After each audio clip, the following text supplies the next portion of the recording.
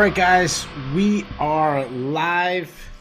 This is the UFC Vegas 21, aka UFC Fight Night 187, aka UFC Edwards Muhammad, or as our buddy at Hilo_312 on Twitter calls it, UFC No Decision. We are live on YouTube. This is being presented by the Sherdog Radio Network in partnership with the LoudMouth MMA Podcast Network. I am your host. My name is Keith Shillan. Joining me, as always, is the senior editor of Sherdog.com, Mr. Ben Duffy. Ben, how you doing, man? I'm doing all right. Did anything interesting happen at the fights tonight? We had a lot to, I don't know if we have a lot to talk about or a little to talk about because, usually we spend, we usually go, fight nights, we usually go about an hour and a half. Pay-per-views, we literally go a little longer. But the big portion of it, we start with the main event and we talk. I don't know if we're going to have as much to talk about in this card. First of all, shout out to everybody who's in the chats. Keep chatting all night. We're trying to get you guys involved. So let's start. Main event. We've waited a year and a half for Belal Muhammad to return. And Leon Edwards. I'm sorry. Belal Muhammad was. We waited waited like 6 weeks for Belal Muhammad. I don't think it was even. Yeah, it was like 3. Yeah, no, Leon Edwards. Yeah. We waited a year and a half. That's how long he's been out. I forgot his name. Leon Edwards, about a year and a half. Since we saw him last win, let's just go a little timeline real quick. Since we saw him last win in England, we saw him get a 3-piece in a soda by Jorge Masvidal. We saw him get scheduled about 15 times against Hamzat Chimaev, which got canceled. And now we finally get replacement Belal Muhammad gets poked in the eye. And one of the worst eye injuries I remember. I don't remember the last time I saw a fighter holding his eye and really, honestly, like sobbing. It was some scary stuff. So the fight was ruled a no contest. I don't even know where to start with this. So let's start with the obvious. Was that the right decision? I mean, he already poked Belal Muhammad in the eye before that. He was warned to, watch his fingers. He, while it was never intentional, unless you're John Jones or maybe Chuck Liddell. And Santiago Ponzinibbio has been accused of it. Joking aside, it's never intentional when someone accidentally pokes someone in the eye. Does it matter? Should he have been disqualified? Well, I feel as though we had this conversation just 2 weeks ago talking about a fence grab that was, immediately deducted points. I would have been fine with Edwards being disqualified for that eye poke, but then it just becomes a question of consistency because he could very justifiably throw his hands up and be like, people do 2, 3 eye pokes all the time without even getting a point taken away. That's right. I would love it if the precedent were in place that Edwards knew that his next eye poke, because he did it once in the first round, that his next eye poke was going to be a point deduction, and if it resulted in the other fighter being unable to continue, that it was going to be a disqualification. We're not there, so I suppose this was the right decision for the imperfect world in which we live, but it's a broken system. It really is. I'm glad that you mentioned that. We have to come up with some kind of system where it says, one warning, second time you disqualified, or if it stops the fight, or we got to come up with something. I don't even care what it is, just long as that it's laid out. And trust me, I'm gonna rant later when we get to the knee. This is not. We had 2 incidents with no contact. I just want something laid out. When you have 3 commentators who don't know what's going to happen, they don't know. They don't know the rules. They don't, and I'm not even blaming. I mean, they should know the rules, but I'm not blaming them. But it's so confusing. I've been a fan of MMA since UFC 6. It was the debut of Tank Abbott. It was Oleg Taktarov, who most people watching right now has no idea what I'm talking about.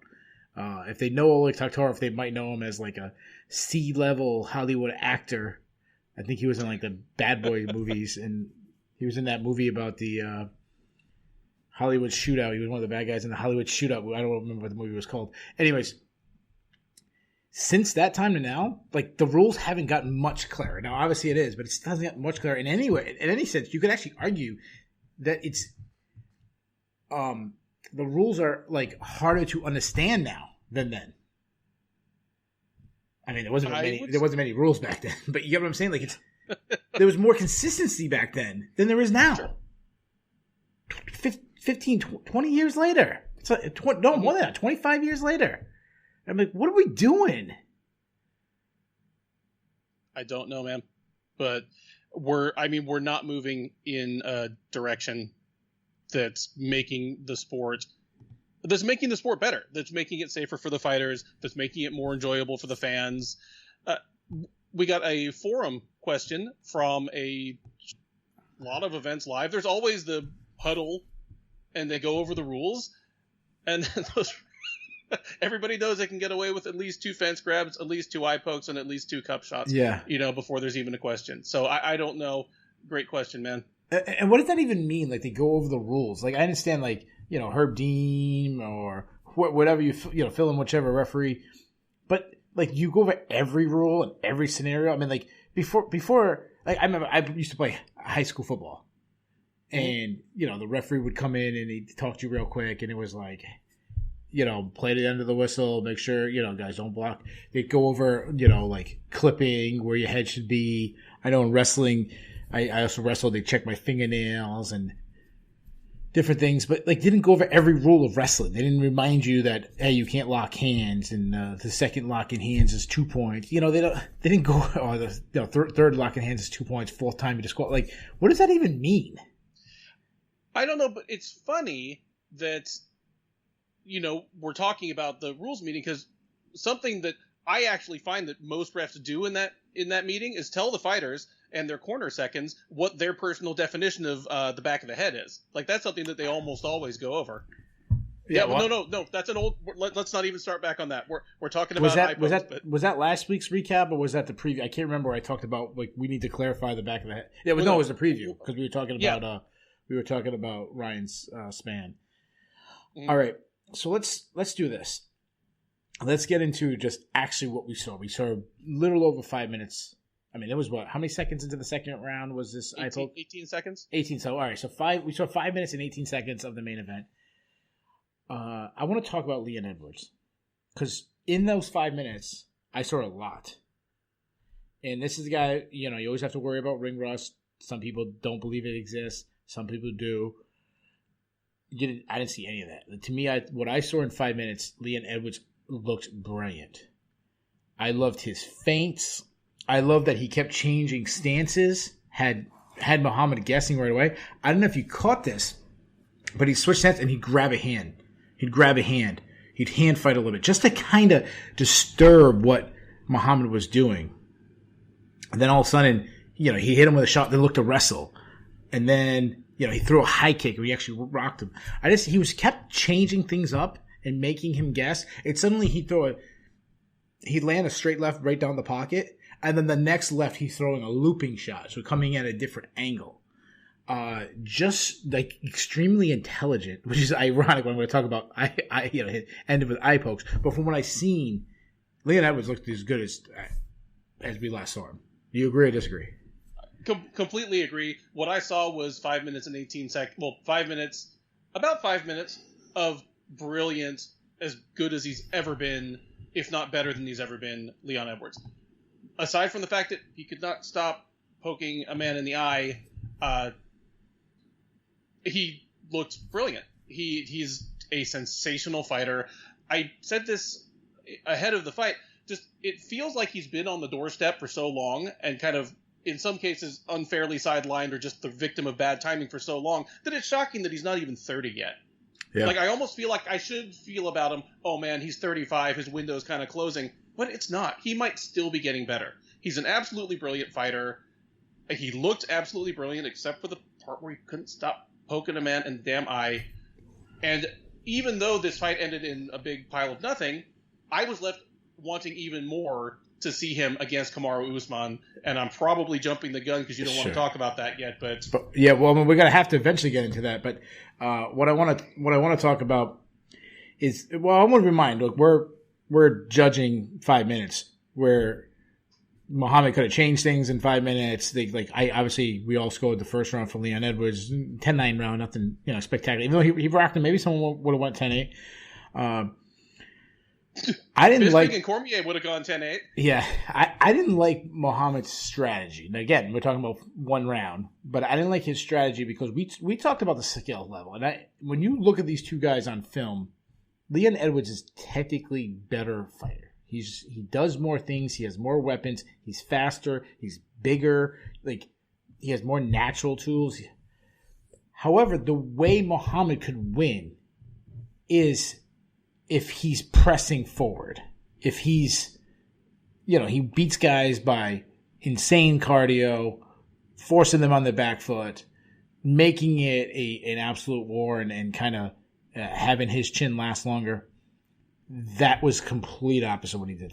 He was backing up. He was putting himself on that, we need to come up with a name for it, like the warning track area, we could call it, the black line to the cage. He was backing himself up to that. That is, if I'm cornering Bilal Muhammad, that's the complete opposite of what I'm doing. What'd you think of, 5 minutes of Bilal Muhammad? I was surprised that he wasn't quite as rush forward as he usually is. I don't know if that was a conscious choice to kind of thwart Edwards' expectations. I don't know if he wasn't quite as confident in his own gas tank coming back on such a short turnaround. But, I mean, that's how he could have won rounds and logged some offense against Edwards. But even for a guy with the pace and the cardio of Muhammad, I don't know if that was a great path to victory, because Edwards is a guy that tends to start rolling downhill on people later in fights. I think Kamaru Usman might be the last person I can think of that was pulling further ahead of Edwards as the fight went along. Yeah. Where Usman lost the first round of that fight and then had to come back and win the second and third. Other than that, Edwards is usually the guy with the momentum at the end of the fight. I remember watching him just bulldoze Rafael dos Anjos. Mm-hmm. Wear him down and beat him down, I think about Peter Sabata. It was kind of close early, and then he kind of pulled away. And you mentioned Usman was the last guy to do. Cerrone was another fight that was similar to that. Yeah, but Usman was the last guy to beat him, and it's been over 5 years now since he last tasted defeat. Obviously, didn't get a win tonight, but also did not get a loss. The other thing that jumped out to me was, and I said this on the preview show.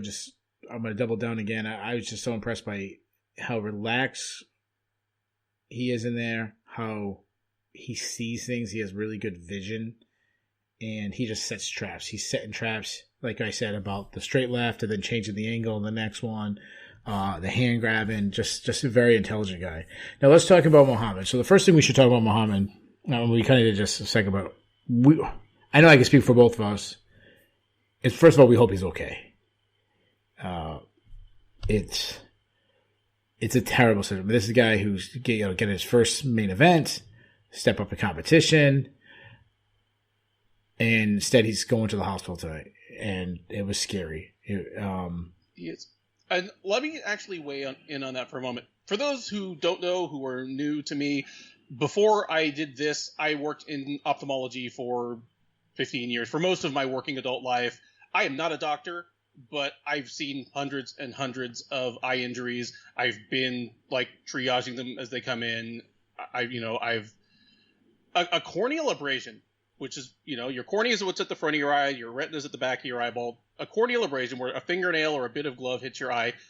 It is just about the most painful thing I can think of. It hurts worse than getting hit in the nuts, and unlike getting hit in the nuts, it doesn't start feeling better in a few minutes. It does not feel better until a doctor or a paramedic puts numbing drops in your eye.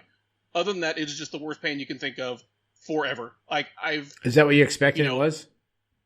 It's what I'm almost certain it was, looking at where the finger hit on the replay, where his actual eyelid was cut, where something, maybe hit the bottom half of his eyeball and kind of slid down. Almost certainly a bad corneal abrasion. And yeah, that's the kind of thing where if you live in the wrong part of town or you end up going to the wrong hospital, you will just sit in the ER and scream for 2 hours. Really? Because it will never feel better. Yeah. It's hellacious. When you say that, is that what they mean by a scratch cornea? Is that what that is? Yeah. Okay. Yeah. Your cornea is the clear part of your eye that's in front of your iris and your pupil. Okay. That's it. And that's almost certainly where he got it. And he started screaming and just crying like a kid, and I don't blame him one bit. Yeah. And I'm sure some of that has to be just scary. Like you felt something happen to your eyeball. Suddenly you can't see. Obviously, some of it, he's excruciating pain, but like, we're not saying he's crying like a kid because he's a wimp. It's Bilal Muhammad. He's a professional fighter, one of the best fighters in the world. He's as tough as a human being as they come. Yeah, and there's no question what his motivation is. This is Bilal Muhammad stepping up for the opportunity of his lifetime in a professional sense on short notice. There's no guarantee he gets this back if this goes to a no contest.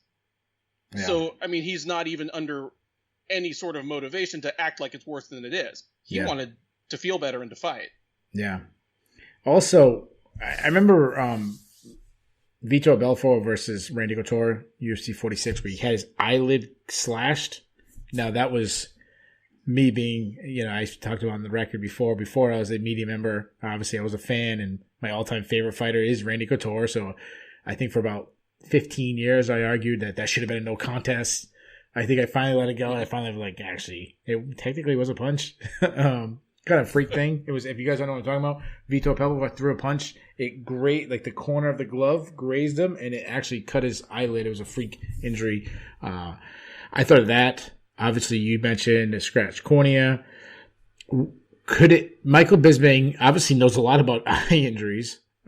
He's not a doctor, but I would say he's he's a patient. I would say for a fighter, he's obviously more educated than most.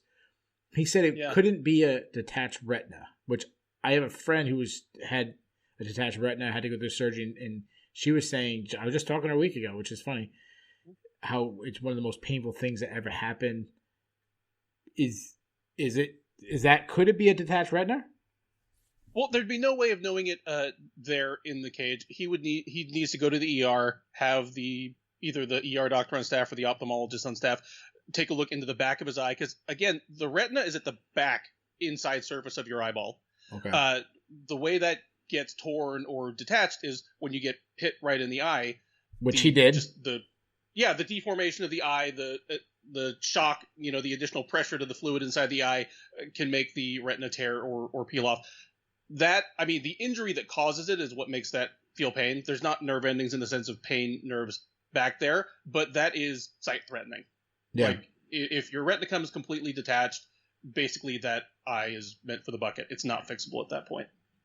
So if you guys are just joining us, we've had more people coming in. Ben was just talking about that he worked at a ophthalmologist's office for an extremely long time, that he's very familiar with this. That's why I'm getting him. I've seen some movies and that were in hospitals, so that would make me an expert too. You got to feel for Edwards. Like, obviously, this sucks, but when you've been out for a year and a half, you've had, he's accused people of ducking him. Nobody wants to fight him. When Shemaev fell off, supposedly they tried to get in Colby Covington, other guys, and they ended up on Bilal Muhammad. So this guy's on an 8-fight winning streak, not counting this no contest. There was talks that if he won tonight, that he, this is from Dana White, that he could get a title shot. You said that you're more interested in a title shot with him and Usman based on what you saw tonight. But does he deserve a title shot? Like, can you reward a guy for a no contest getting a title shot? Absolutely, because I thought he deserved a title shot before this. Yeah. So at worst, he didn't do anything to hurt that. If this fight had ended in a no contest for something different, say it was Muhammad who poked Edwards in the eye, I'd say I want to see Edwards against Usman next. So if we're going to treat this as a no-fault, no contest, which, again, regardless of what you and I think about how the rules are enforced, that's how this is being treated, then yeah, he hasn't hurt his amount of deservingness of getting the next title shot. And again, from what I saw from him in the cage, it makes me want to see it even more. Yeah. I want anybody in the chat and stuff, tell us, I mean, what do you do next? Like the welterweight picture is wide open. It was wide open heading in tonight. A lot of that has to do with the dominate champion who's kind of wiped out the division. I mean, he's already beaten, the top guys ranked in the division. Technically he's already beaten Leon Edwards. Does Usman's dominance, does that give you more reason to go with Edwards because, there really isn't anybody else other than him? At this point, Usman has been so dominant, and like you said, he's beaten so many other contenders, either on his way up or since winning the title, that it's almost a point in favor of the rematch that it was as competitive as it was. You almost have to look back and say, hey, this guy 5 years ago gave Usman a pretty good fight, definitely took a round off him. Both guys are better since then, but you could make the argument that Edwards is the one that's improved more. Let's run it back. That's about as close as you have to a compelling matchup for Kamaru Usman right now.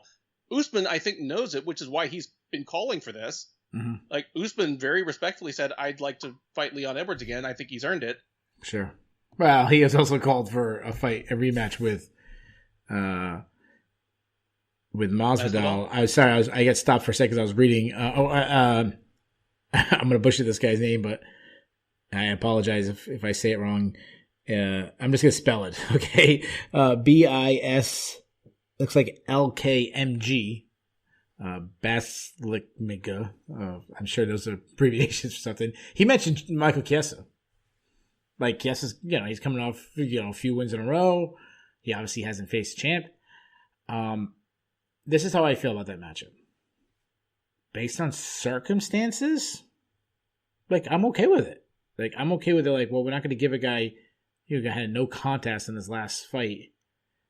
We'll go with the guy who actually won. And, we don't want him, you can make the argument he hasn't faced Usman. If I'm Usman, I'm jumping on that matchup because to me, he's a terrible stylish matchup for Michael Chiesa. Let's do this real quick because, there's not too much to talk about this main event.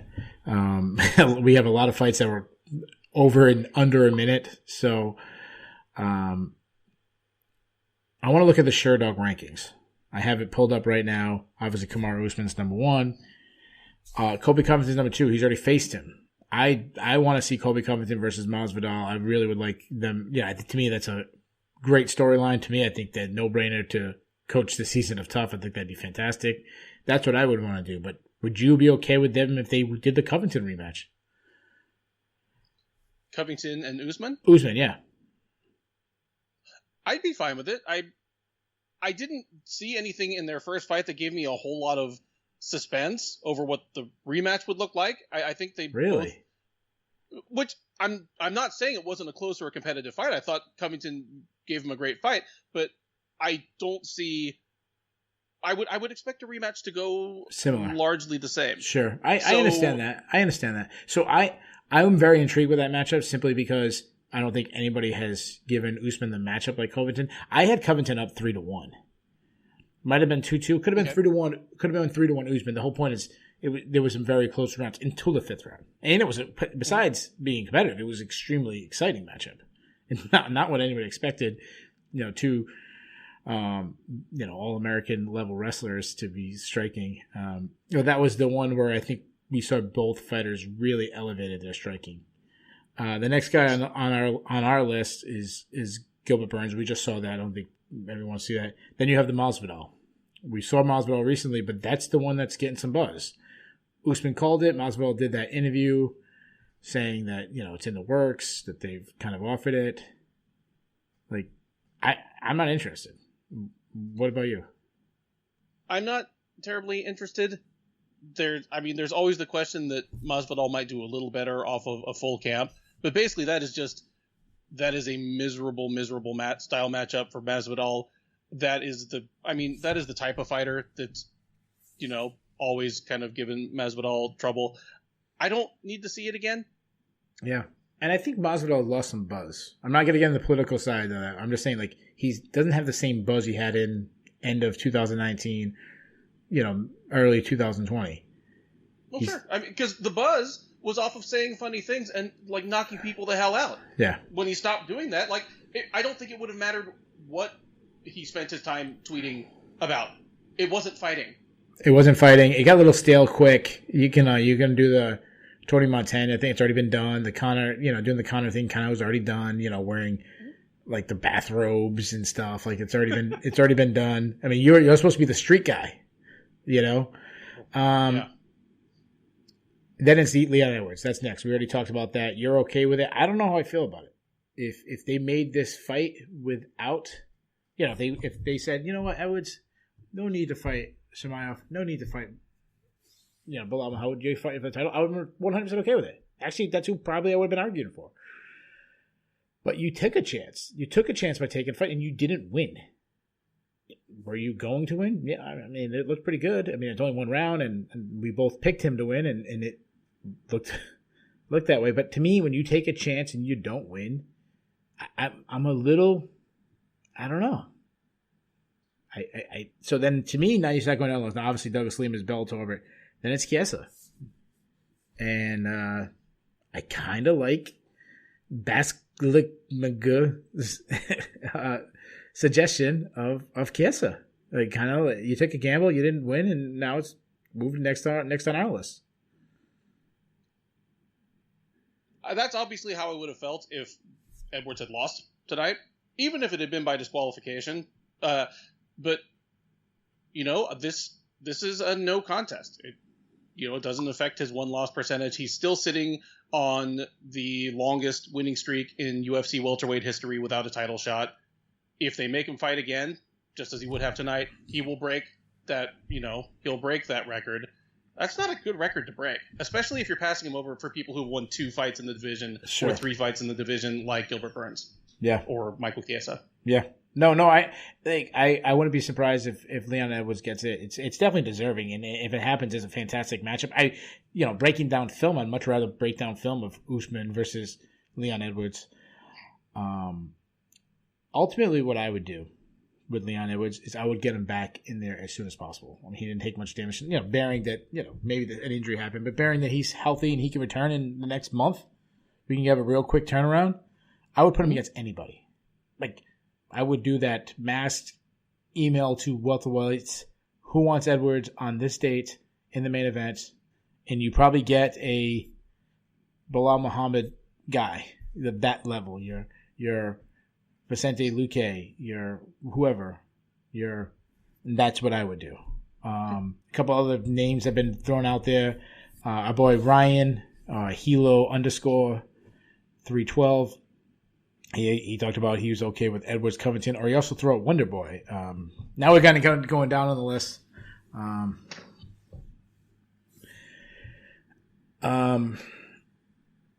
So one of the guys, this is the last thing we'll talk about the main event.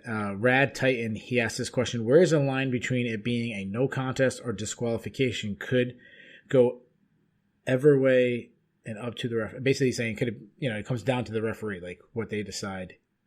Is that a good rule? Like, should it be up to a referee? Yes. I mean, who else would it be up to? If we had a infraction, it's up to the ref to tell whether it was. Yeah. If we have like a blanket rule, then you kind of have like a body over it. Your commission. It's kind of like when they go to the booth in football, and that booth guy kind of overturns the referees. What I always like to, obviously I'm a New England Patriots fan. I always tell the same people, like we talk about the Raiders game, the tuck rule. I always say the same thing. It was a terrible rule, but it was the rule. Like, it was the right call, but it was a terrible rule.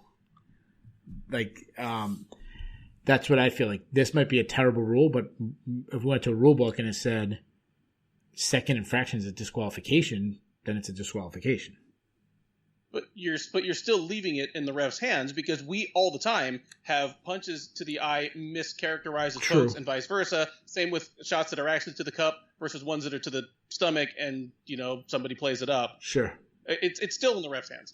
Yeah, no, that's true. And then who's calling out, was that an infraction? No, that's a really, really good point. As far as what's next, Muhammad get treatment and hopefully he's okay. Yeah. Unfortunately, that's not the main event we want. To me, I'm going to say when we get to the grade, that's going to really pull down the grade. The rest of the card was pretty damn good. Co-main event, boy, did I make my lock pick wrong. As bad Misha Sirkanov showed up, as Ryan Spann made an absolute statement tonight. Ran right through Misha Sirkanov, won by first round TKO. Ryan Spann is well rounded. We talked about this. We talked about, that he's a better grappler than you think, and then his power. And we talked about him being gun shy in the past. He wasn't gun shy tonight. This was the best performance of Ryan Spann's career. He's 4-1 in the UFC. You know how I feel about that one loss, and I already went on a big rant on, punches to the back of the head. But moving forward, I mean, you got to be feeling like really excited to see Ryan Spann going forward, right? I'm extremely excited to see him going forward. I, to congratulate myself, did pick Spann by first round knockout. Yeah, you had a great night. But what I love is he was not gun shy, and the flip side of that, he did not freak out once he had Sirkanov hurt. Because there were a couple of things that went wrong for him in the Johnny Walker fight. One was that he got hit in the back of the head like 30 times.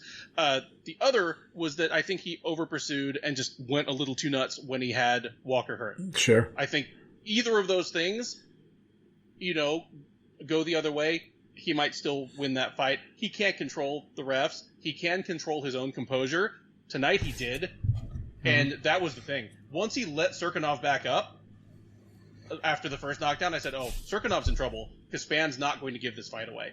Yeah. I just want to point out before we move on, in the main event, this listener, Michael Byrne, he mentioned the Trevor Whitman gloves that we've seen, his design, and we've been hearing it a long time. I'm all for changing the gloves, if anything possible. I'm all for it. It's hard to get back in because we've heard it forever. I mean, 15 years now. I mean, this technology has been around for a long time. It's been around for longer than 20 years. It's called the Pride gloves.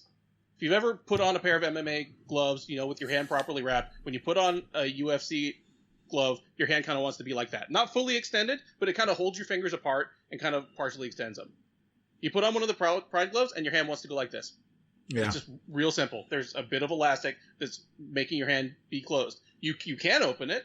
I mean, if you want to poke someone in the eye or just need to grapple, maybe want to grab some shorts, you can open your hand, but you're almost never going to accidentally poke somebody in the eye wearing one of those gloves. Yeah. Yeah, you have to force your hand out while the other one you have to force your hand in. Yep. So, I'm okay with that. Yeah, I'm okay with trying anything because obviously what we have now, we have the lowest level, of other than not having glove at all. Back to Ryan Spann. Go moving forward. I favor him over guys that are currently ranked ahead of him. I would take him over Anthony Smith. It's interesting you say that because I don't think we necessarily need to matchmake him right now. But he definitely needs. He needs a top 15-ish opponent next, and somebody who's kind of. I don't want to say on his way down because Anthony Smith has shown that he definitely has some life left in him. But sure. Yeah, somebody who's already been to the top and is kind of in the mix trying to make their way back up, like an Anthony Smith type, would be a good next matchup for him. Yeah. Let me ask you this question now. Would it shock you if Ryan Spann one day held the UFC Light Heavyweight Championship? Nothing would shock me there. He's on the young side. He's clearly still developing. He's a better striker than he was when he got to the UFC. Yeah. When he got to the UFC, he was a very long striker with a fantastic guillotine. Yeah. Now he's just because of the physics of how the way the dude is built, he has power. I know you love fighters that that land with power without chasing the knockout. Sure. I mean, if the main event had gone the whole way, we'd be saying that about Leon Edwards because that's something he's brilliant at. But absolutely, Ryan Spann's just got that thing where he doesn't have to wind up. Just his regular kind of straights and jabs, just kind of you can tell that they're rattling the other dude's teeth. That's a scary thing to have. I wouldn't be shocked. I'm not ready to call for it yet, but if he gets that top 10, top 15 opponent next and looks fantastic in putting him away, yeah, I mean, the sky's the limit for him.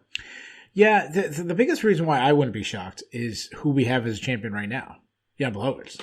If you told me 2 years ago Jan Blachowicz or 3 years ago Jan Blachowicz would be the heavyweight champion of the world, I would have said, you're crazy. I saw him, turned into a takedown machine by, Patrick Cummins, Mm-hmm. If you told me that he was going to win the title, and not only was he going to win the title, defend the title by wrestling, I would have laughed at you. So to me, there's not that gives you obviously history on the side, but also we don't have. We'll say what you want about Blachowicz. We don't have this dominant champion, another guy who's like Usman, who's cleaned out the division, or Habib, or George St. Pierre, or John Jones, or one of these. Like the division is wide open, and you go. I don't have the rankings in front of me, but if we went 1 through 10, to me, the gap isn't that big compared to other divisions, which is why, to me, anybody being the champion of light heavyweight in the next 2 years wouldn't surprise me. No, there's a lot of parity in that top 10. Yeah, and it was headed that way even before Jones left. I mean, John Jones was having closer and closer fights, including fights, that a lot of people thought he lost. So it's the direction we were headed anyway, and because of that, I certainly won't count Spann out. Yeah, what I love is, so the division isn't as sexy as it's been, when John Jones can't, or definitely, I mean, you go over the history of MMA, no division has been more sexy than light heavyweight, when Pride was in existence, and Chuck Liddell, and Tito Ortiz, and Randy Couture, and Vanderlei Silva, and Shogun. I mean, you can go on and on and on. So it's not as sexy, but because there's so many options, it's intriguing. It's like in any sports, when you can go into a playoff and there isn't a team head and shoulders above everybody, it actually makes it more exciting. And that's why I'm excited. So some people have thrown out what they want to see next. Hilo mentions Thiago Santos. I'm going to call this guy Basque. I can't get his whole name. He mentioned Ustaman. I actually like both those matches. I think they both make sense. I think both guys, I mentioned guys who've been on the top, declining, them two, and Anthony Smith. Like, I'm okay with any of those matchups. So, really good night for Ryan Spann. You want to move on? Because I think I'm ready to move on. He had a good night. We knew he had a great night. We've said what there is to say about it. As far as Sirkanov, we've also talked about how he has an evil twin, and it just takes about 60 seconds to know which Misha Sirkanov you've got. But I haven't seen anything that tells me he isn't going to choke out a high-level prospect or fellow kind of fringe contender effortlessly next time he's out there. Yeah. He's still Misha Sirkanov. That's it. And they rematched next week. It wouldn't shock me if good Misha Sirkanov showed up. Before that, good Dan Ige showed up. Wow. Dan Ige landed a perfectly placed shot on Gavin Tucker's face. I think it was 21 seconds, 22 seconds? 22 seconds officially. I know Dan Cormier said 3 seconds. Cormier wanted you to think it was 5 seconds. I don't. Do they not know that the time starts when they say fight, not when they actually stop punching at each other? Because I'm like, did they blacked out 18 seconds? I mean, what else do you say? He landed a perfect shot, and then not only did I think he landed a perfect shot, I think he had a perfect call out. He called out the Korean Zombie. Called out the Korean Zombie. For one thing, I love that fight. For another, he is another one, like Ige is another one of those guys who really has earned his shot against another top name. I mean, we saw him turned away by Calvin Kattar. Just Kattar was like, my boxing's on a different level than yours. But clearly, you can't have Ige just go back to the general population because he's going to kill somebody. I tweeted, Danny Ige just put the 187 in. UFC Fight Night 187. What else can you say? Yeah. I mean, it was a perfect punch. This is the fight. I'm actually a little disappointed that it shouldn't be disappointed that we had a first round knockout, but I expected this to be a barn burner war.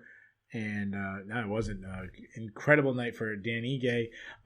Before we get on, so we just talked about Ryan Spann having an incredible performance. We talked about Dan Ige. Do we have the awards yet? We sure do. Right. Ryan Spann and Dan Ige. Both won a performance of the night, as did Davey Grant and Matt Semmelsberger. No fight of the night. which is kind of ironic because we had 2 fights that could have earned it on any other night, but when you have 3 unconscious ones, Ryan Spans, a couple more punches that were unconscious. You just mentioned again. Just one other thing we had 2 of tonight. This is the first fight card in UFC history that had 2 fights end in a no contest. Thank you to Sherdog Associate Editor Jay Petrie for that bit of trivia. If you want to impress your friends with how much shit you know about MMA, always check out Fight Facts, his post-fight column, because you will get all the trivia and you'll be able to wow the ladies. Yeah, he had a stat last week. I can't remember which one it was. I went crazy when you mentioned it. Jay's really good. What best thing about Jay though tonight was that I tricked him to thinking I didn't know who Marlon Heckler was, or that I only knew him from Punky Brewster. You just mentioned one of the performance bonuses was Davy Grant. Davy Grant, one of the biggest upsets. It was definitely the biggest upset tonight. Knocked out Jonathan Martinez in the second round. To me, this was just a battle of 2 different fighters. Jonathan Martinez came out, looked extremely sharp, dropped Davy Grant, and then just kind of stopped. And then Davy Grant just was unloading on him in the second round. He just kept throwing power shot after power shot. And to me, it was like punching a punching bag. Like he wasn't throwing back. And eventually you're going to hit that punching bag and it's going to rock. And I always kept saying, like, what is Martinez doing? Not much to say but that. I felt real good about having picked Martinez at the end of the first round. In fact, if you'd asked me after the first round, I would have said, I bet this ends in the second round. Yeah. Which it did, but not the way I predicted. Martinez was looking great, and I thought he was picking up momentum. But yeah, he came out as a different fighter in the second round. And he somehow managed to, it was a wild fight in the second round, but Martinez was wild without throwing much back. He was just kind of all over the place and just defense wide open. Yeah. And Grant just kept tagging him. Yeah, and then, I mean, that's 2 fights in a row where he lands a big shot. He's got the power to put you out. And Davy Grant winning and being on a winning streak in the UFC reminds me of, we've had this happen where you had, a veteran fighter that is just like UFC level, but then they go on, a little bit of run, and you kind of just, enjoy it while it's happening. Because how can you not like Davy Grant? You see his post-fight interview. He's funny, full of life. Just seems like a good dude. So not that Jonathan Martinez isn't. I'm just, it reminds me of when John Howard had a 3-fight winning streak, a 4-fight winning streak in the UFC, or who was the guy? I can't remember his name. He drew he said shave his chest hair. He had an arrow pointing towards his wiener and shit. Brian Ebersol. Yeah, remember he had he had a couple wins in a row. That's how I feel Davy Grant. Charlie Brenneman's another one of those. Yeah. Yeah. Yep. Absolutely. That's what to me Davy Grant fits. And dude, Davy, you're not gonna win the title or anything like that. He's talking about, I want to move up the rankings to get ranked. That's not gonna happen. But just enjoy it. Live in your moment. Get your wins, and just enjoy it while it lasts. Maybe you get a 3rd one, maybe you get a 4th one. Who knows? But you're gonna get overmatched, and you're gonna get blasted, and you're gonna get put out. But I'm gonna enjoy the ride while it happens. Absolutely. It's like that. It's like that. Ryan mentioned Daniel Kelly. That's another perfect example. When Daniel Kelly was on. Oh, and always makes me happy because he was he was extra old when it started. That's right. And he was one of the first fighters that they kind of said dad bod about. Yeah. I'm about that life, so yeah, I'm a Daniel Kelly fan for life, for sure. His knee was bandaged up all the time. It looked like his knee was falling apart. That old sweatshirt used was that. I used to have a wrestling sweatshirt that got ripped and the pocket was falling out, but I refused to get rid of it, and my mom was trying to throw it out and stuff. That was Daniel Kelly, that one you just don't want to get rid of. Before that, so I think we had 2 fights that we disagreed on, and you swept it, my man. The other one was Manel Kopp versus Matthias Nicolau, right? You picked Nicolau, didn't you? I did pick Nicolau, but I don't feel good about this one because this was a terrible decision. You know what, though? It's happened in reverse, so enjoy it. You got this one because I've had it where I've won a fight that didn't it might not have deserved. This was a split decision. Nicolau getting the decision. So I don't think it was a robbery. And I'll tell you why. To me, Nicolau won the first round. Kopp won the second round. To me, the third round was kind of a toss-up. I leaned, Kopp, but if you were saying percentage-wise how much they won, I'd say 55-45. It wasn't 80-20. And to me, Kopp's the only one to blame for himself because his lack of volume was the whole difference of this fight. When he sat back and let Nicolau kind of lead the dance, he lost. As soon as he started throwing punches, he was winning. I mean, that's what happened in the second round. It was happened at the very end of the third round. He just gave for 3.5 minutes, I'm not going to do anything and just let Nicolau get a lead. It kind of like that's tortoise and hare kind of style.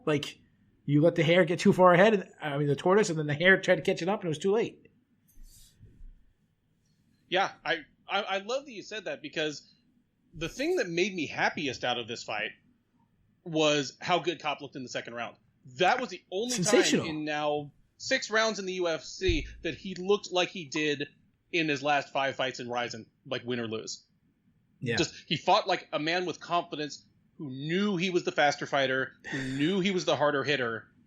It was fantastic. I was because ahead of this, even though I picked Nicolau, I said, it's a shame because I still believe in Kopp. Yeah. I didn't think he was necessarily a future champ when he got to the UFC anyway. I thought he had maybe a little too much sizzle because of those 3 knockouts in a row. But I was this guy should be a top 10, if not top 5 fixture in flyweight for the next X number of years because he's so young also. And then he just laid such an egg in his first fight against Pantoja. First round here, more of the same. I was ugh. But then in the second round, he remembered he was Manel Kopp. Yeah. And then he forgot. Yeah, the talent is there. When he his speed, his accuracy, his power. They're all there. So I could see him winning the title one day. It's just wrapping it all together. Our buddy Bass, he mentioned, I don't know if he listens to the show in the past, but he's hitting a nerve when he mentioned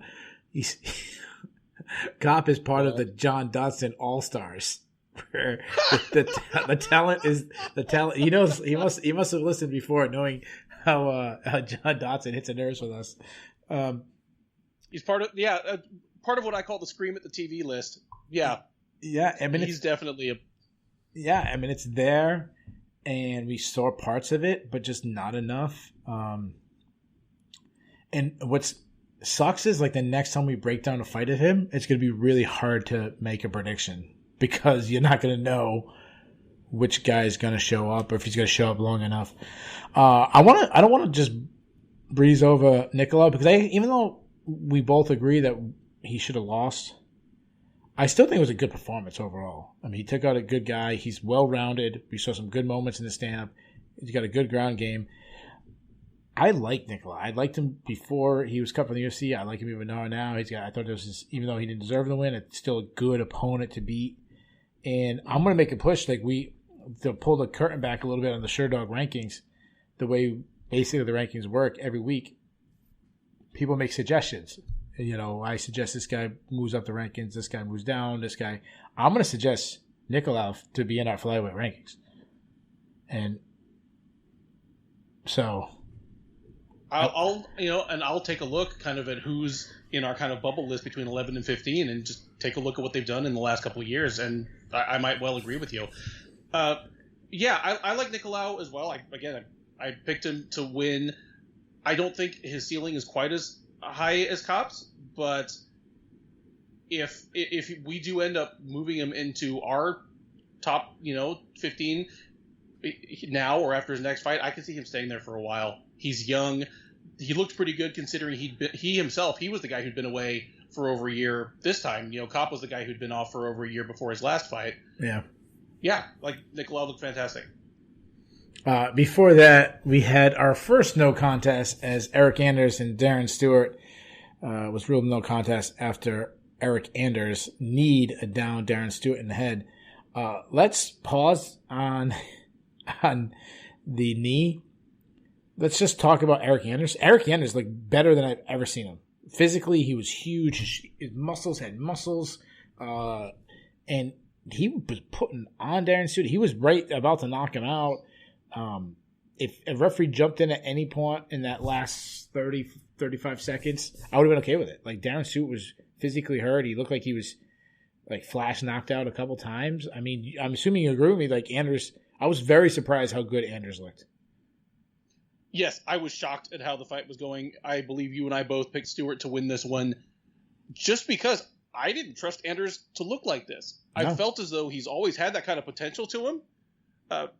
Even if the whole fabled A-level athlete thing is a little overstated, he looked like a spectacular MMA athlete tonight. You talked about just how different he looked physically. And yeah, he was running over Stewart and then just completely hit him with a blatantly illegal knee. I mean, what are you going to do? Yeah. So you just said a blatantly illegal knee. Let me ask you a question. Do you think he should have got disqualified instead of a no contest? It goes back to the main event kind of thing, but it was ruled a no contest. I am fine with this one being ruled a no contest. In my mind, I'm comparing it to Jan versus Sterling. Oh, I know. But Jan versus Sterling, it was like a tableau where Sterling was in place for 2 full seconds. The referee literally just flat out said, he's down. It looked like Johnny Lawrence sweeping the leg at the at the All Valley Karate Tournament. This looked like more like a heat of the moment thing, bad choice, and it still cost him a win. So my thing is, he was down, and it looked like Anders was going to knee him, and then he stopped, and I go, oh no, he's going to knee him, and then he went to the body, and then he went back and kneed him in the head, and I'm like, oh my gosh. So that's how I feel. All right. I want people to listen very clearly what I'm going to say. Don't put words in my mouth, but listen. Something drastically needs to be done with the rules. We talked about with eye pokes. I've ranted on the back of the head. We got to stop having different rules in different cities, in different states, in different countries. There needs to be one MMA rule. And I don't care what the organization it is. I don't care. It needs to be in a cage, not a ring. It needs to be the same weight classes. It needs to be the same. Okay, that's my first thing. Now, I want to talk specifically to knees to head. This is how I feel about knees. I want knees to the head of a ground opponent to be allowed. So, listen, that's the first thing I said. But I would rather them get rid of knees altogether, where you can't knee anybody in the head, no matter where if they're up, they're down, anything, if it can add some clarity. Now, you ask me, I want knees to the head of ground opponent. But to me, so there's clarity, no knees to the head. Fine, no knees ever to the head.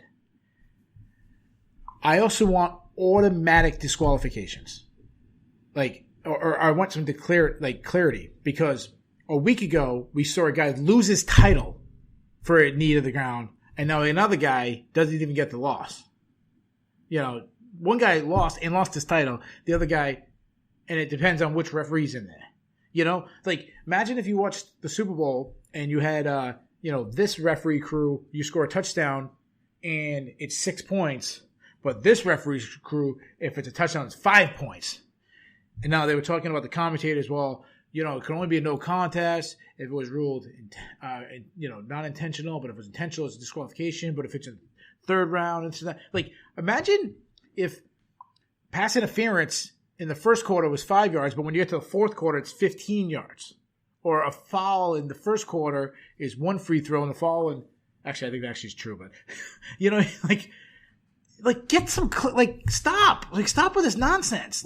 Can we please stop being this weird sport that no one knows? Your friends don't know the rules. Half time they ask me, and I'm like, I don't even know the rules right now. Knee to the head, one leg down, one hand down. And this is what I do. What the hell? Anyway, sorry. That's my. I'm not gonna go any longer because this is a long show. But talk me off the ledge, my man. Got nothing for you.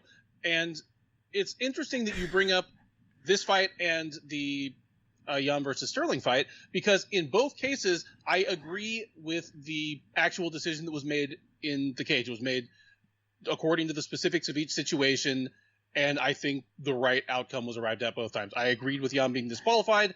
I was fine with this being a no contest, but I would be fine with something that made it less of a judgment call, because if there's one thing we know, it's that we were lucky that we got the right call last week and this week. So going forward with this is what I'll say. I hate this. I hate the well, he didn't intentionally do it. We really didn't intentionally do it. I intentionally threw a knee. Like, what are you talking about? Like, no one accidentally didn't throw a knee. You know what I mean? It's like someone who like lied versus someone who like, oh, I didn't mean to. Like no, yes, you did. You knew you were gonna lie. You know what I mean? I feel the same way. Like, you had someone down, you threw a knee to the head. Your intentions was to hurt the guy, and you hit him in the head. Which is why we should just allow knees to the ground. You go throw a knee to the body and it lands in the head. It's okay because that's allowed. You know, it's something that we have so many issues in our sport. Like, this is an easy solution to me. Like, this is what the rules is like the easiest solutions. Now, yeah, you know how I feel about start times and how to build start. And there's a whole bunch of things that we have to fix. But this is like the easy one. Like, I don't know. I feel like every MMA event is like a bunch of kids getting together playing football, and we're deciding, we're going to play two-hand touch today. We'll play tackle. Are we going to have an automatic quarterback? Like, I don't know. And the end zone is from that tree to his backpack, and then this one over here. So it turns out the one end zone is like twice as wide as the other. Yeah, because that's right. That's right. Oh, you said it was the can. No, it's a stick. Yeah. And yeah. Anyways, that's the main card. Let's move on to the prelims. Angela Hill, what a performance! And it's crazy that she didn't get a performance bonus. And rightfully so. What we had, Angela Hill absolutely murdered Ashley Yoda tonight. To me, Hill was so fast. At one point, she was kicking her in the body, and Yoda was actually dropping her hands, like leaving her face open, like knee me in the face. Not on the ground, but knee me in the face before hitting me in the body. And Yoda's striking. She talked about her wrestling has improved since the rematch. Well, I don't know if that's true, but I know her striking hasn't. She looked really bad today. It's funny because there are a lot of people at strawweight that are a bad matchup for Angela Hill. I think of her as an incredibly skilled, athletic, and really intelligent fighter. Like, when she underperforms, It's not because she makes dumb mistakes. It's just because there are people that it's too easy to throw her off her game. There are just some, like, she's another kind of scream at the TV fighter where I'm like, what are you doing? But she is a bad matchup for Yoder. She was 4 years ago. She is even more so now, probably. And it was just a reminder of how breathtakingly violent Angela Hill can be if you can't get her down and you don't have much on offense but to keep coming at her. Yeah. Like, it was a heavy bag routine in the second round. That's right. So it was two things that really jumped me. One, I can't believe not a single judge gave a 10-8 round. I gave two 10-8 rounds. I think I gave a 10-8 round the first and the second, especially the second. Well, then you're in the middle. You're Goldilocks. On one side is the real judges, and on the other side is Bisping and Cormier giving like 15 10-8 rounds tonight. Quick news flash: per Bilal Muhammad, no permanent damage. Vision is slowly returning. So, well, that's good. That's good to hear. Yeah. So in that case, but anyway, then give Leonardo the win. Give him the title shot. No.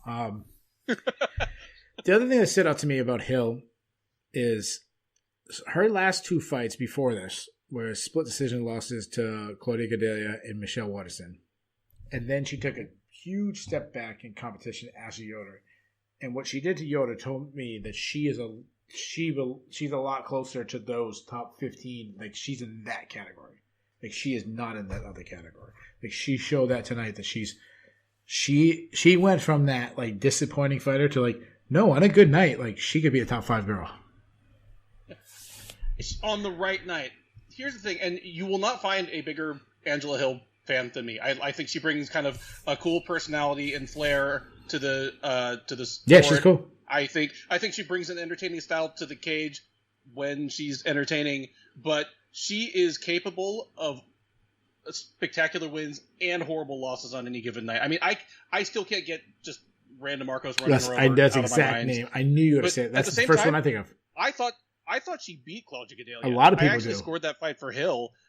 The more disturbing one to me was Waterson, because I think we know Waterson's ceiling, and so for Waterson to beat Hill, and I did score that one for Waterson, I'm like, that's not a good look. But in the Gadelha fight, I thought she proved that she could give a probably top 5 quality fighter at the time, like, all she could handle. And Gadelha is someone who normally is not a great style matchup for Hill, just like a physical brute that can kind of crash the pocket, throw her down. I just don't know which Angela Hill we're going to get on any given night. On the right night, yes, she's top 5 quality. On the wrong night, she can still drop a bad fight to anyone on any given night. Yeah. I want to say thank you to Rad Titan. He said it's his first time watching. He said he's subbed and liked the video. I appreciate that. Rad, make sure you tell your friends to do the same. And anybody who's watching, please do the same. Thank you, guys. Thank all the guys for participating in the chat. I'm trying to respond to you guys as much as possible, as long as we try to stay on topic. The guys are talking about light heavyweight matchups in DC and all this stuff, and I get it. It's really fun. Let's talk about Charles Jourdain versus Marcelo. Is Rojo, right? Rojo. Yeah, my Spanish. Rojo, my Spanish is not the best. Any other night, they're getting $50,000. This fight was spectacular. Some guys, might have missed the prelims. There's a couple of prelims fights. Make sure you check out this one. At one point, Jourdain in the third round did like an Anthony Pettis type. Rojo was on the ground near the cage. He ran up the cage, almost like Shogun stomped him. I don't think I actually hit him, but it was absolutely spectacular. I became a fan tonight from Jourdain. Now Jourdain has a guy that kind of had a lot of hype. To me, I haven't seen it on film. He gets a lot of hype because of his style. They call him Air. He lives up to that. He tries flying knees. He, as I mentioned, Anthony Pettis, style moves tonight. But what I'm big into the mental. I'm big into someone like force himself into victory. I had it 1-1. It could have been 2-0 for Rojo. It was. I had a 1-1. It could have been 2-0 Jourdain. It was a back and forth war. But when Rojo was on the stool of the third round and Jourdain was on the stool, Jourdain said, "I want to be a world champion. Like this ain't gonna stop me right now." And he dug deep, and he went. Not only did he win that round, he was trying to get the finish. I don't know if he thought he was down, but he was doing everything to get that finish, and then he finished it in the third round. And to me, between obviously he's fun style, but that type of willing yourself to get that, like, that's special. I became a fan tonight. I agree. I love to watch him fight, but I also love to watch Michel Pereira fight. That doesn't mean I'm confident in him to string together enough wins to actually get into contention. And while I loved, again, you said it, this was the obvious fight of the night. If you had to give $50K to a fight of the night, this was the obvious call. But to have this close a fight against as lightly regarded an opponent as Rojo does not portend well for how he'll look against the upper echelon of the featherweight division. Yeah. But for as long as we've got him, I'm gonna enjoy the hell out of his performances. He's another really young one. So, a couple of years from now, maybe a little more muscle in his frame, a little less hyperactive. Yeah. He made this a more entertaining fight than I think it needed to be. I thought he had everything he needed to put Rojo away in the first round and a half. Yeah. Without endangering himself too much, and instead he endangered himself lots. Yeah, to me, similar to how we were breaking down Aldridge versus Casey, to me, Rojo was winning the boxing match. Jourdain was winning the kickboxing Muay Thai style match. Not much ground happening in this fight. I want you guys to listen to what I was saying. I was saying he's saying that he wants to be a world champion. I'm not saying he's going to be a world champion, okay? I just said that I liked his mind over matter type thing. So I was impressed by that. Before that, Rani Yahya, I love watching. What a treasure! What a treasure! I just love this guy. I just something about him. Like he's an old school style MMA guy who's still winning in 2021. And I mean, he doesn't have a lot of muscle. He's got this like, kind of balding, like just shave it off, dude. His like, hair is struggle. Yeah, you've lost the battle, but because you know how it is. Like if you got a full head of hair, you're young, you're hip. Then you have that balding. You're like, oh, you're all washed up. But then you shave your head and you look like a badass again. Shave the head, grow a goatee. You're a badass again. Like he's in that fame. But I just love this guy, and he did it again. I mean, to me, this was the difference between a good grappler and an elite grappler. That's what we saw tonight. Oh, absolutely. I said on the preview, I agreed with you. This is going to be a good grappler versus an elite grappler. But it makes me realize that I wrote the book in my head on Hanayaya way too early. Because if you'd asked me to guess sight unseen before this fight, I would have guessed that he was older than 36, and I would have guessed that he had close to a 500 record in the UFC. Instead, he's 36. He was 11-4-1 in the UFC. That's a good record. That is a contender's record. He just extended it further. Not much needs to be said about the actual ABCs of his grappling, but I'm going to anyway, because for a guy that I think he has wins in his career by like 9 or 10 different techniques. I mean, he's way up. Yeah, we talked about that. The Frank Mir scale, if he has like every page in the submission book. That's right. This was basically a 6-minute clinic in arm triangle defense. And I mean, I am a novice enthusiast grappler, but the way he finished the arm triangle from half guard just completely parallel to Rodriguez. Yeah. It shouldn't work.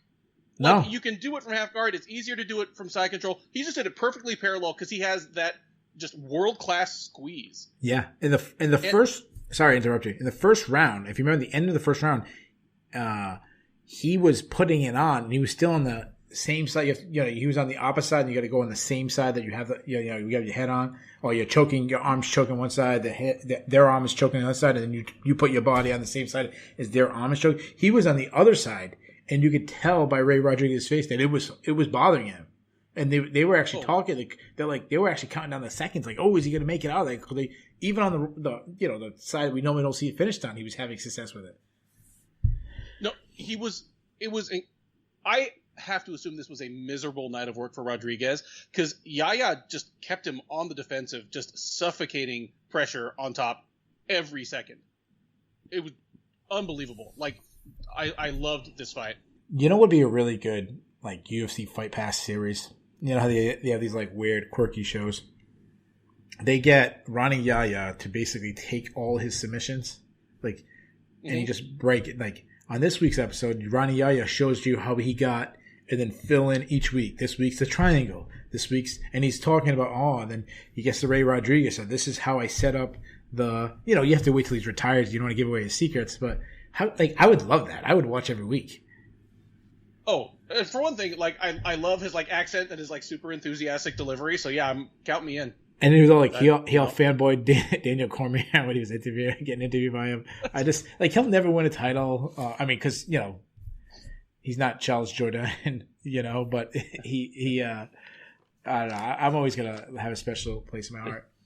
But he's an Abu Dhabi gold medalist. He actually has more MMA wins than Cormier, but he's still going to fanboy out for this guy. It's adorable. He's got 21 career submissions.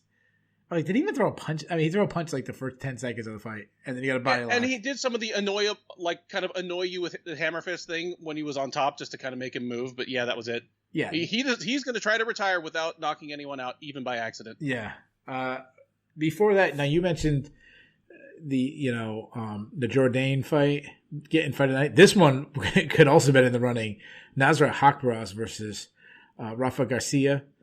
I love how they were basically talking about Garcia, that he just kept moving forward even though he was getting smashed. So in other words, a Mexican fighter lives up to the stereotype Mexican style of punch me in the face and I'll get into a war and I'm going to win. Unfortunately, that didn't happen.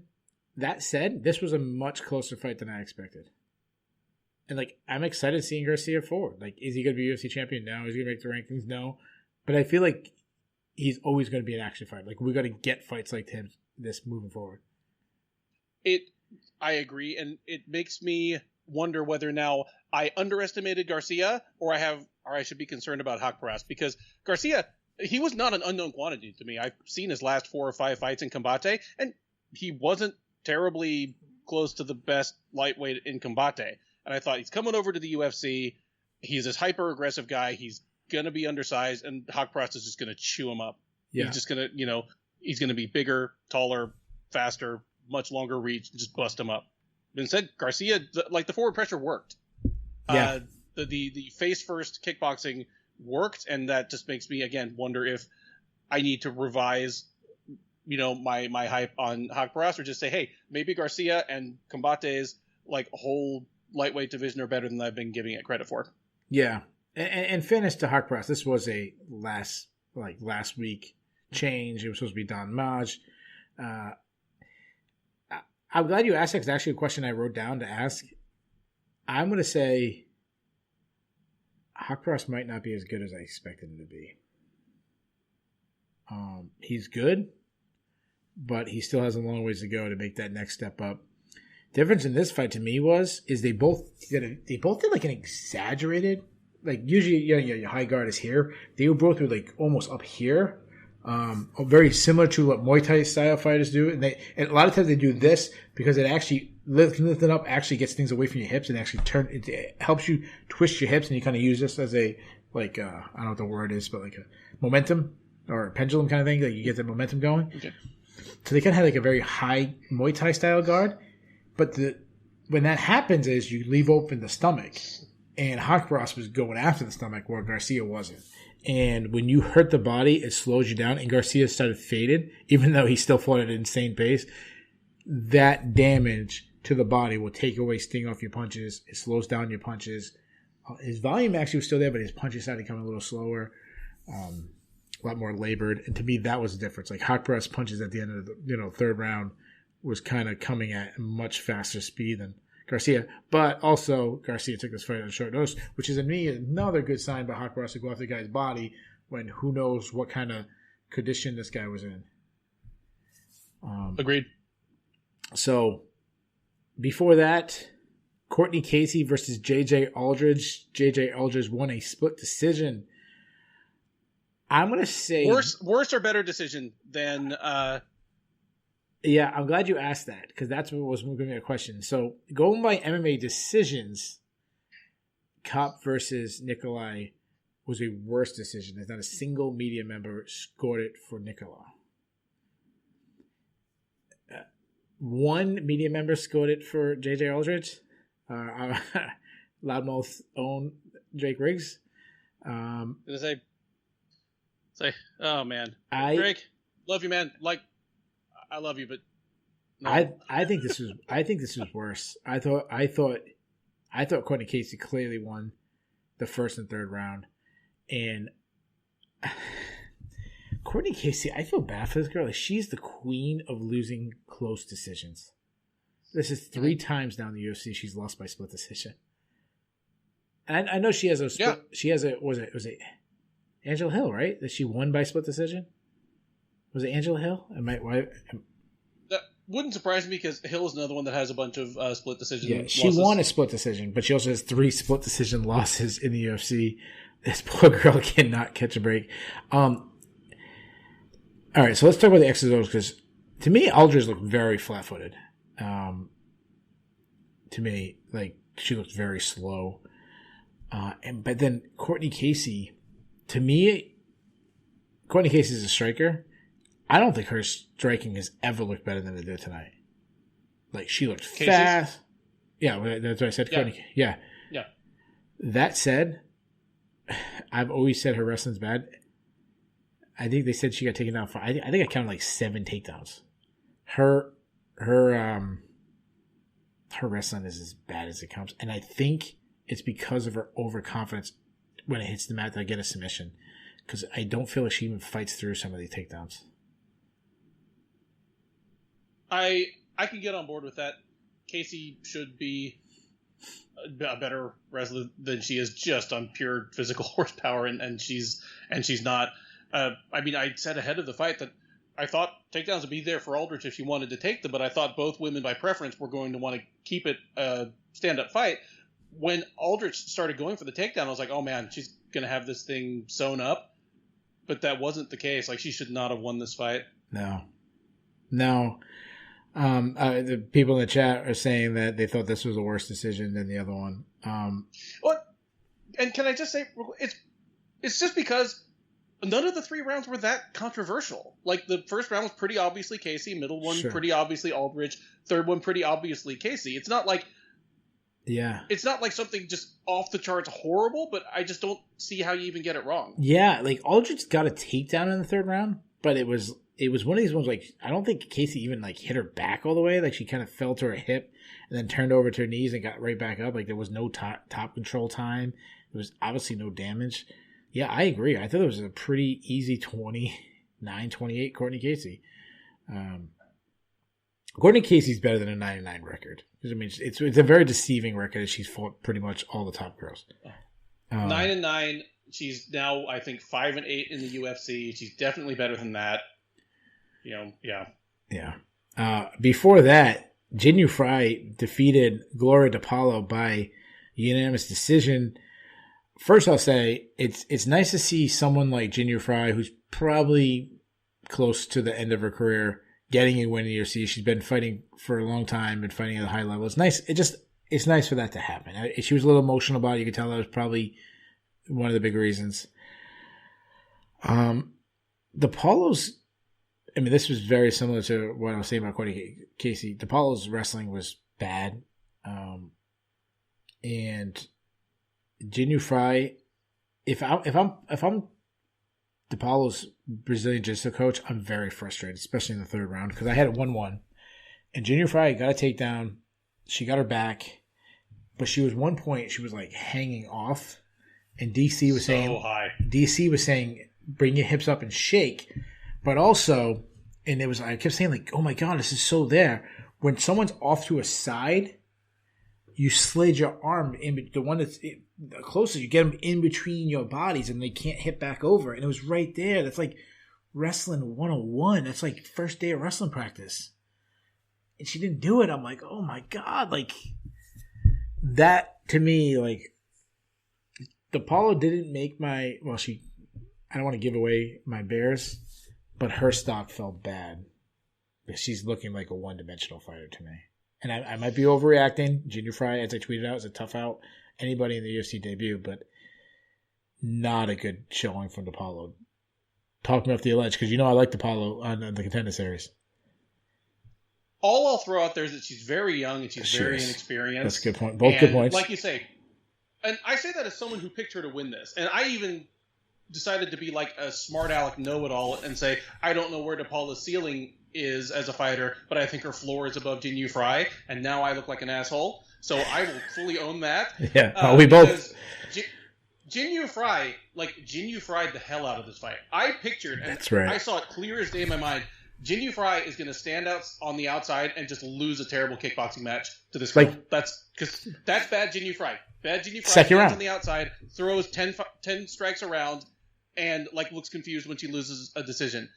Instead, she wrestled. She bullied her. And I think in the first round, she realized that when she was on top, DePaulo wasn't going to try to do anything other than maybe throw up submissions. And Fry was like, you're not going to submit me. So she went straight back to that in the third round. And yeah, great job by Jinh Fry. This is good, Jinh Fry. I mean, it still wasn't a barn burner. It wasn't your fight of the night. But as composed, almost to a fault as she is, she can use that to be a very kind of buttoned down, defensively sound fighter who doesn't lose bad fights. That's what she was tonight. Good for Jinh Fry. Same as you, just as a veteran, someone who's achieved as much as she has, kind of outside of the bright lights. She's been over in Invicta, where even in Invicta, atomweights are not the star attraction. No. And then just going over for really tough matchups over in Japan. That's right. And getting worked. She was someone who was going to go through her whole career without really getting credit for how good she is. And so it was good to see her get a win in the UFC. Yeah, I mean, we mentioned that on the preview show that if she could turn into a wrestling match, she'd win, and that's exactly what she did. I'm glad that she got a win. So now her footnote won't always only be that she has the best abs in MMA. She also has a UFC win. I wish I could think who it is because I want to give him credit, but he said that she was a 0.8 on the Sarah McMahon deltoid scale. She's up there. Yeah, that's good. She is right up there. She's 80% of a McMahon, with those guns. But she got better. She got the incredible abs. It's unbelievable. Yeah. She is a specimen. She's just gonna walk around in like a sports bra all the time to show off those abs. It's incredible. And we're not being creepers. We talk the same way about William Knight, so like. we might be creeping a little bit. I'm just talking to the audience. Yeah, we might be creeping a little bit, but yeah, we did mention the same thing about William Knight. Yeah. And before that first fight of the night, it only lasted 16 seconds as Matt Semmelsberger knocked out Jason Witt. It only lasted 16 seconds, so I'll try to keep my breakdown under 16 seconds starting now.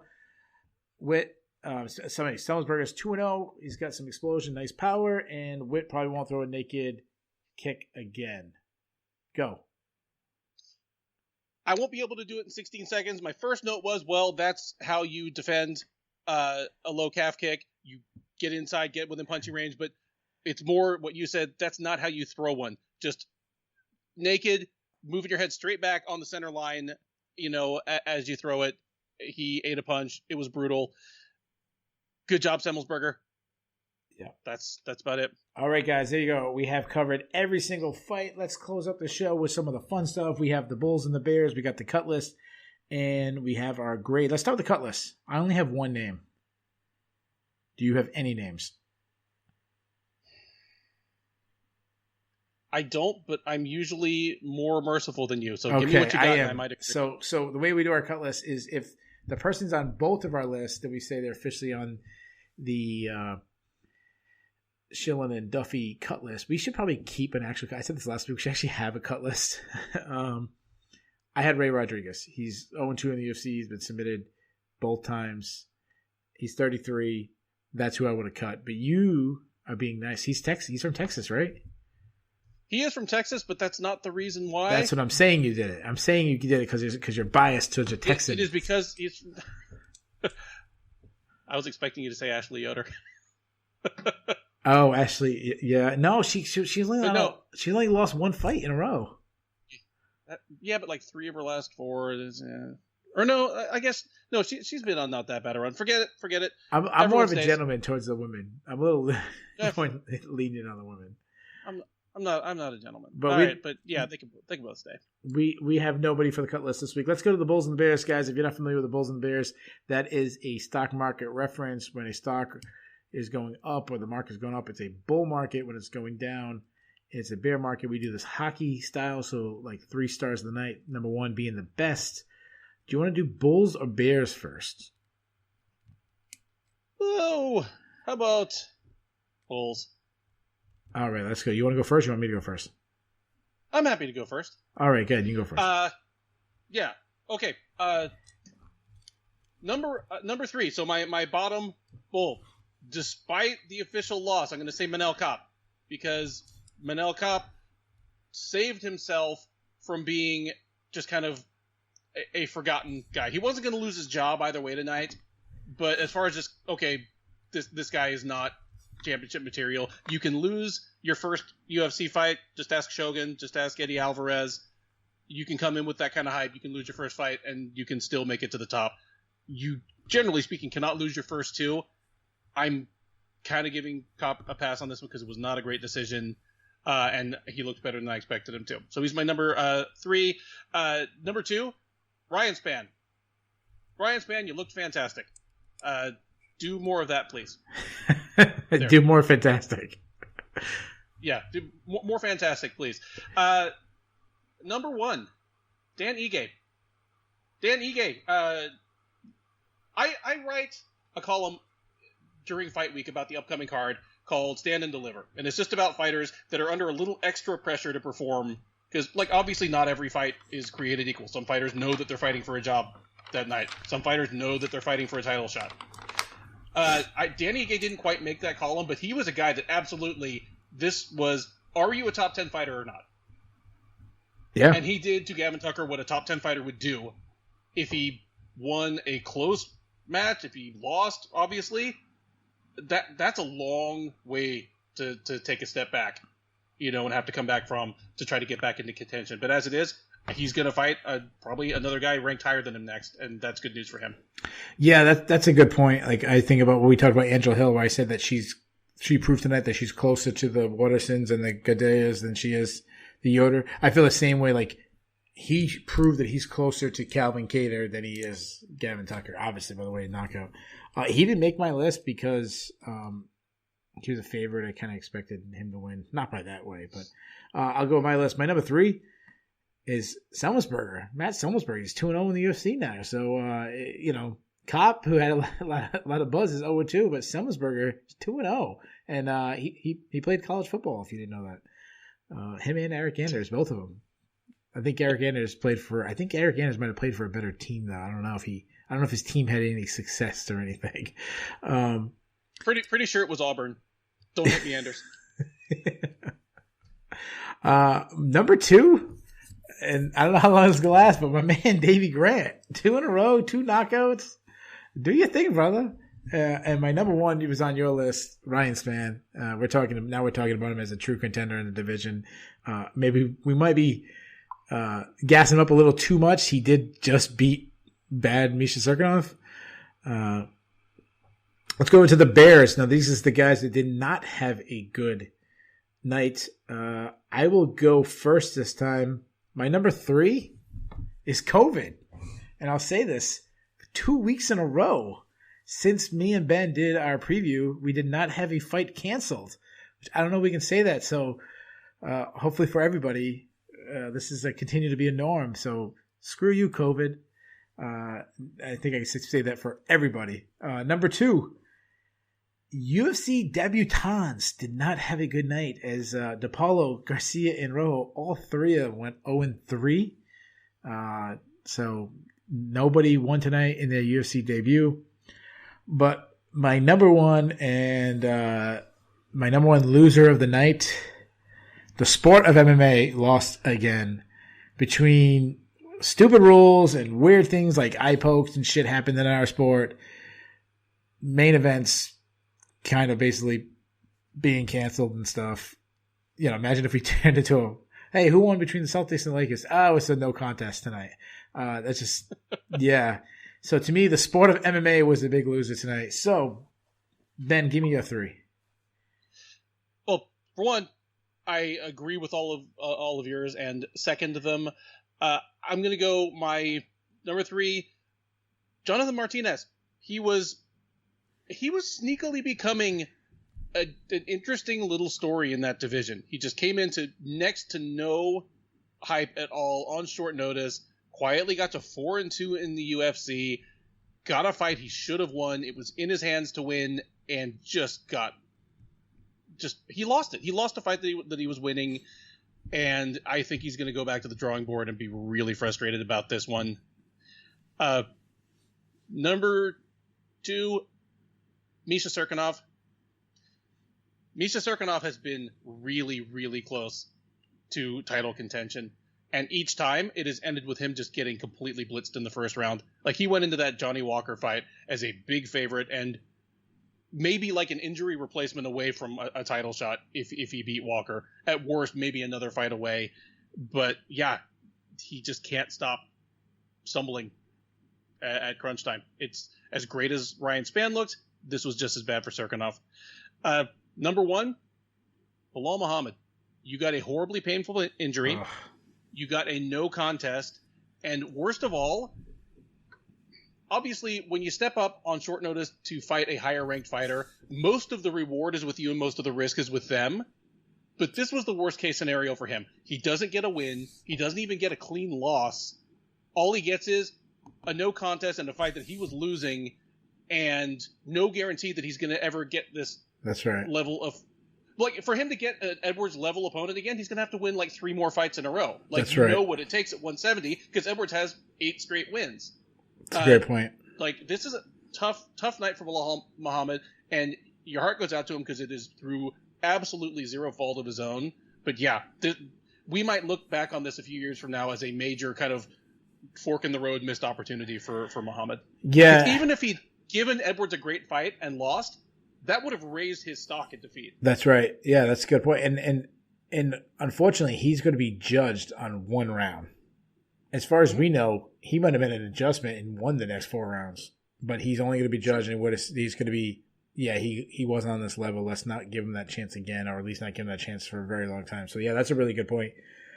Let's go to the grade. I'll go first. I give it C+. To me, this was on its way to getting an A. They had some crazy knockouts. But when you have 2 no contests specifically in the main event, I can't go 2. I think that it was like you had an A and then you didn't send in like the senior project and you got pulled all the way down. So to me, it's C+. What did you give the grade? I like C+. And the thing is, going into the main event, I had this at probably a B. And it could have moved up maybe to an A with a spectacular main event. It could have dropped a little bit with a mediocre one. But this is the only outcome that could have, like, it's almost the same as Bilal Muhammad's fortunes. This is almost the only outcome that could have just tanked this whole card that badly. It was just, such a frustrating no contest. So C+. C+ works for me. There you go, C+. Guys, there you have it. We covered all 13 fights. We did all the fun stuff, the Bulls, the Bears. We'll be back this week. I'll be doing a MMA past, present, and future. I will not give out the entire card because it was the entire lineup, but I will announce this.